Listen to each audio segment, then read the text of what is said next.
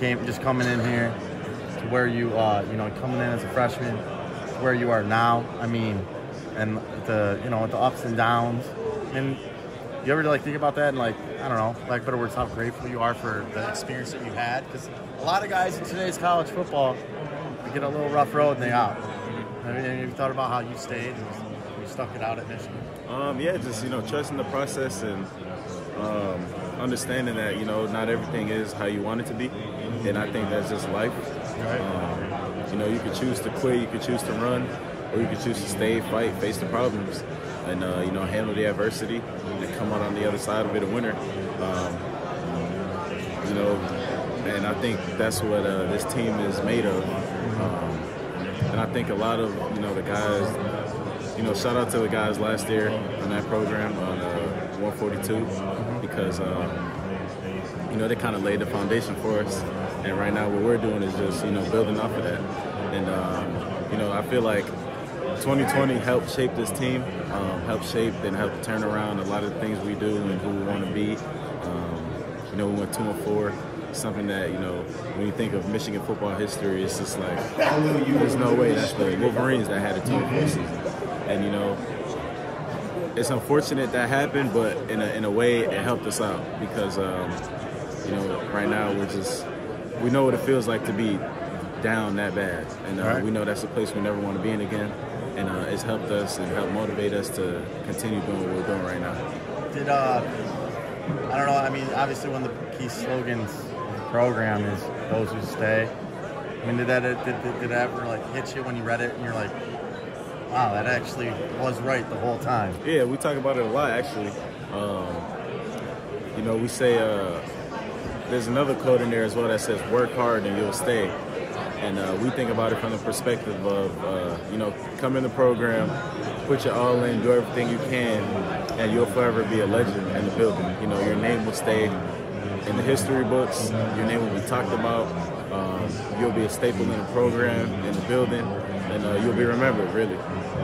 How often do people come up to you and talk about that pass breakup? In the first 2.5 weeks, a lot. It's died down a little bit. Every here and there I see it on social media, picking up, going down, picking up, going down, but it was a great play. Now that I look back at it, and I'm glad I was able to make that play and do what I did in that moment. When you look at that play, though, you look at all the hard work that went into that, because it's not like you were a receiver and you just made the transition. Obviously, you've become a pretty good defensive back in your own right. Just to make that transition in the year time that you've done it, I think even less than that. I mean, have you thought about all the hard work that went into culminating in that one play, and obviously you're still playing for things now? Yeah, definitely. That's a credit to my coaches, to my teammates, helping me out, helping me learn techniques. Coaches putting me in the right positions, right situations to be successful. Just being able to trust me to even be out there at that moment to make that type of play in that big of a game. Just doing the things, I was born to do, I was taught to do, I learned to do. That's all that went into helping me make that play. Thoughts on, and it's a generic question, but thoughts, put in the tape, TCU, what do you see when you put in that tape and look at that offense? Explosiveness, guys who will make plays all around the field, good quarterback, good receivers, good running back. They're really good offense. Much respect to their program and what the coaches do for them and what they do on the field on Saturdays. They execute at a high level. They're a really good program. I was talking to Will Johnson earlier, and I've seen him develop since his younger days, just being from Michigan, covering high school. Where have you seen him sort of, where you just knew he looked comfortable out there? Seeing from coming in as a freshman in last spring to now where he's a key contributor now on your defense. Yeah, I see a lot of the hard work he does. He puts that work in, he puts that effort in, and he's a guy that we trust. He plays higher than, he plays like a senior, but he's only a freshman. That just goes to show you how high his ceiling is, and he has a lot of things to prove as a freshman, and his career here is off to a really good start.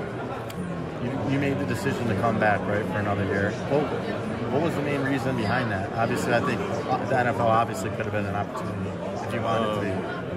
Just, you know, being able to double down on myself, and, you know, I know it was only my first year playing defense. Okay. I want to come back, be a top name going into next year's draft class, and, you know, just being able to put more on film and, you know, show what else I can do. Mike, can you talk about the challenge you're going to get from TCU, and especially Duggan, you know, a guy that can run like that? You know, he's a mobile quarterback. You know, he'll stand in there, you know, he'll throw the long shots. So, you know, he's an all-around quarterback. You know, he's explosive when he is running. So we kind of been saying, you know, treat him like a running back when the ball is in his hands. But, you know, a team with a quarterback like that is dangerous. You know, he'll fight to the finish. And, you know, guys feed off of that type of energy. And, you know, that's what you look for in a quarterback. So, you know, hats off to him for what he does. And it's no surprise he was a Heisman finalist. How much do you look forward to that challenge?